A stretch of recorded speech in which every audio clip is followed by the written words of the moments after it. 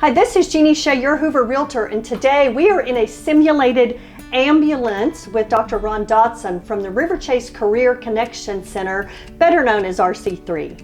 This is a simulated ambulance, so what we've done is recreate what it actually is in the back of a medical bus, so to speak. And so this is training students for emergency services. This will be used by both our Fire Academy and our Health Science Academy students. We have a simulated patient who is an average adult male and weighs the same as an average adult male, so the students have to be able to handle him appropriately, move him in and out of the ambulance. We have all the simulated supplies that and the tools that you would be required to use to keep this patient alive, depending on whatever he or she may be dealing with.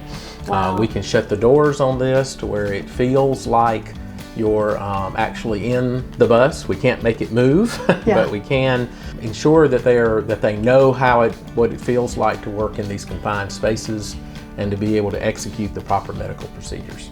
So the students who participate in this program, they learn all of the emergency things they have to know to care for Joe here, our patient, and get him safely to his destination for further medical care. Yes. So amazing.